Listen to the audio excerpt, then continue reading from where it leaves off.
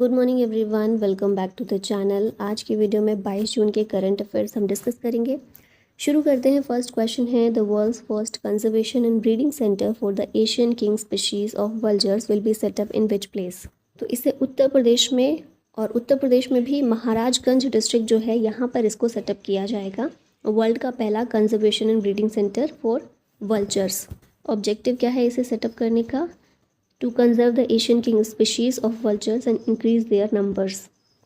Asian king vultures की बात करें तो जो वल्चर की 9 स्पीशीज़ है ना, उनमें से ये एक है जो भारत में पाई जाती है। It is also called the Asian king vulture और Pondicherry vulture was extensively found in India but its number drastically reduced after diclofenac poisoning. Conservation status की बात करें तो IUCN में क्रिटिकली इंडेंजर्ड के रूप में लिस्ट किया गया है और वाइल्ड लाइफ प्रोटेक्शन एक्ट 1972 में शेड्यूल 1 में ये शामिल है। Who has been named as a global goodwill ambassador by the United Nations Refugee Agency? इनका नाम है Theo James. Option D correct है। UN रिफ्यूजी एजेंसी के ग्लोबल गुडविल एम्बेसडर बने हैं British actor Theo James. United Nations High Commissioner for Refugees की बात करें तो इसका हेडक्वार्टर है जिनेवा स्विट्ज़रलैंड में। प्रेसिडेंट हैं फिलिप्पो ग्रैंडी। फाउंडर हैं यूनाइटेड नेशंस और इसकी स्थापना हुई थी 14 दिसंबर 1950 में। नेक्स्ट क्वेश्चन है, who has been appointed as the pro tem speaker of Lok Sabha recently. Lok Sabha के प्रोटेम स्पीकर बने हैं भर्तृहरि मेहताब। तो यहाँ ऑप्शन बी करेक्ट है। ओम बिरला इनसे पहले थे। अभी 18th लोकसभा में प्रोटेम स्पीकर के रूप में इनको अपॉइंट किया गया है प्रेसिडेंट के द्वारा। यूनियन पार्लियामेंट्री अफेयर्स मिनिस्टर किरण रिजिजू इनके द्वारा इन्फॉर्मेशन दी गई है। जब तक लोकसभा के स्पीकर का इलेक्शन नहीं हो जाता तब तक प्रोटेम स्पीकर के रूप में भर्तृहरि मेहताब को अपॉइंट किया गया है as the speaker of Lok Sabha.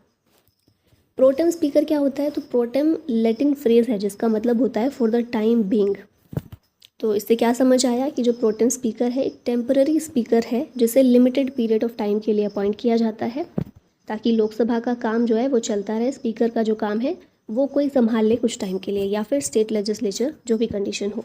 A pro tem speaker is chosen for the conduct of the house when the Lok Sabha and legislative assemblies have been elected and the vote for the speaker and deputy speaker has not taken place. जैसा अभी हुआ है कि अभी voting नहीं हुई है speaker के चुनाव के लिए, तो इसीलिए अभी प्रोटेम स्पीकर को नियुक्त किया गया है।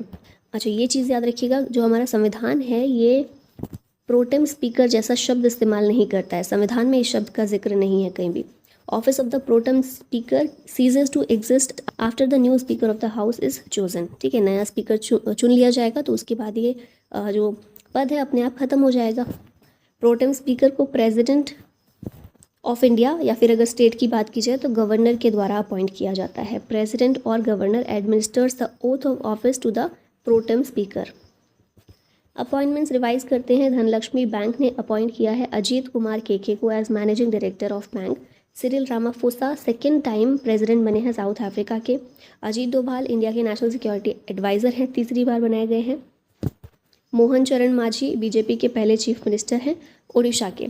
चंद्रबाबू नायडू आंध्र प्रदेश के सीएम हैं, चौथी बार बने हैं। प्रेम सिंह तमांग ये सिक्किम के सीएम बने हैं सेकेंड टाइम। नायब सिंह सैनी हरियाणा के सीएम हैं। उपेंद्र द्विवेदी ये vice chief of army staff हैं। आशीष कुमार दास ये डायरेक्टर हैं नीति आयोग में। PNB Met Life India insurance के MD और CEO समीर बंसल हैं। और UNGA का जो 79th सेशन होगा इसके प्रेसिडेंट बनाए गए हैं फिलेमोन यांग। नेक्स्ट क्वेश्चन है, the cabinet has recently approved the minimum support price on how many kharif crops. 14 kharif crops पर मिनिमम सपोर्ट प्राइस को अप्रूवल दिया गया है कैबिनेट के द्वारा 2024-25 के खरीफ सीज़न के लिए।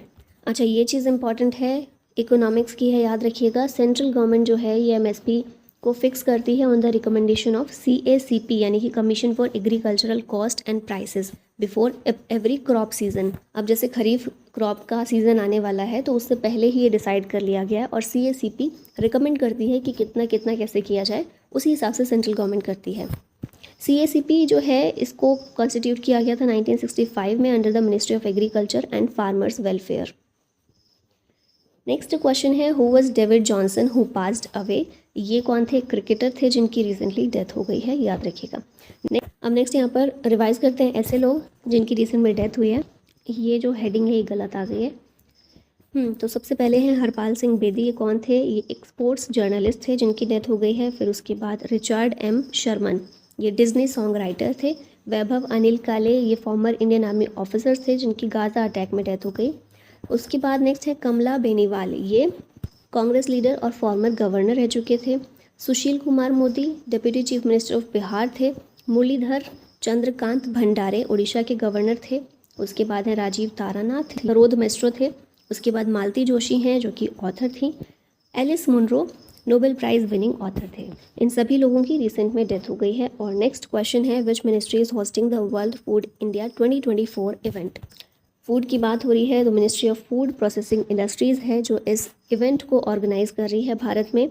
और मिनिस्टर कौन है? चिराग पासवान है। और मिनिस्टर ऑफ स्टेट इस मिनिस्ट्री के लिए हैं रवनीत सिंह। इन दोनों के नाम याद रखिएगा। ये लोग लॉन्च करेंगे 3rd edition of World Food India.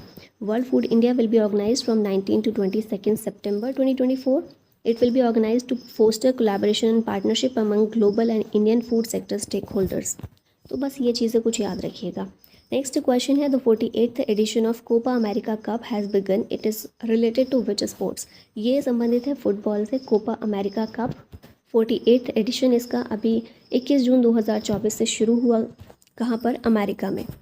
ठीक है, यूएस के द्वारा इसको होस्ट किया जा रहा है। Copa America is a continental level men's football competition. पहला कोपा अमेरिका फुटबॉल टूर्नामेंट हुआ था 1916 में। अब यहाँ पर फुटबॉल रिलेटेड ट्रॉफीज़ और उनके विनर्स देख लेते हैं। चैम्पियन लीग ट्रॉफी 2024 के विनर हैं रियल मैड्रिड। रनर अप थे इसमें Borussia Dortmund. Indian super league 2024 में विनर था मुंबई सिटी और रनर अप था इसमें मोहन बगान। स्पोर्ट्स न्यूज़ रिवाइज करते हैं। नीरज चोपड़ा ने जीता है पहला gold medal at the Paavo Nurmi games. Shruti Vora बनी है पहली Indian equestrian to win a 3-star grand prix event. India host करेगा मिस जूनियर हॉकी वर्ल्ड कप 2025 में। इंडियन मेल टेनिस प्लेयर हैं सुमित नागल, इन्होंने मेन सिंगल्स का टाइटल जीता है एट हेलब्रॉन नेकेरक कप। ब्राज़ील होस्ट करेगा फीफा वुमेंस वर्ल्ड कप 2027 में। ऑस्ट्रेलिया और उज्बेकिस्तान होस्ट करेंगे AFC women's Asian cups.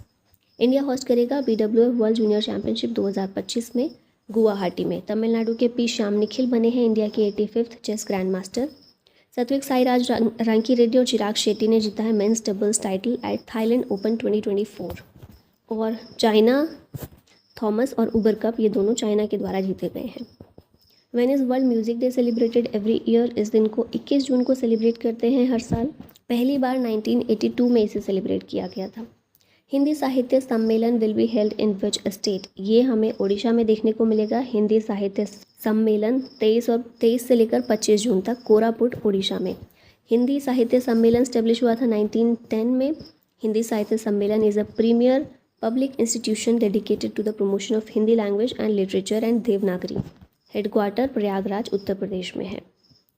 Next यहाँ पर हिंदी से रिलेटेड कुछ फैक्ट देख लेते हैं। हिंदी जो है वर्ल्ड की 3rd मोस्ट स्पोकन लैंग्वेज है। हिंदी डे 14 सितंबर को इंडिया में सेलिब्रेट किया जाता है। वर्ल्ड हिंदी डे होता है 10 जनवरी को। 14 सितंबर 1949 गवर्नमेंट ने हिंदी लैंग्वेज को ऑफिशियल लैंग्वेज के रूप में एक्सेप्ट किया था। According to article 343(1) of the Indian constitution, Hindi is the official language of our country. और पहला वर्ल्ड हिंदी कॉन्फ्रेंस हुआ था नागपुर में 1975 में। In which national park was the striped caecilian ichthyophis spp a limbless amphibian newly identified. ये एक amphibian है stripped कैसिलियन और लिम्बलेस है ये, और इसको काजीरंगा नेशनल पार्क में रिसेंटली खोजा गया है। They are primarily found in tropical regions of Africa, Asia and Americas. Usually ये अंडरग्राउंड रहते हैं या फिर मॉइस्ट सॉइल हैबिटेट्स में ये रहते हैं। काजीरंगा नेशनल पार्क में इसको खोजा गया है भारत में। काजीरंगा कहाँ पर है? असम में है। रिवर्स अगर देखी जाए तो डिफ्लू रिवर जो है यहाँ पर मेन है। नेशनल पार्क का स्टेटस इसे 1974 में मिला था और यूनेस्को वर्ल्ड हेरिटेज साइट में 1985 में इसे शामिल किया गया। लास्ट में एक क्वेश्चन है आप लोगों के लिए। Where was the 112th International Labour Conference held? Switzerland, USA, Germany या फिर फ्रांस? आंसर बताइएगा कमेंट में। और इसी के साथ वीडियो का होता है and. Thank you so much for watching. जय हिंद।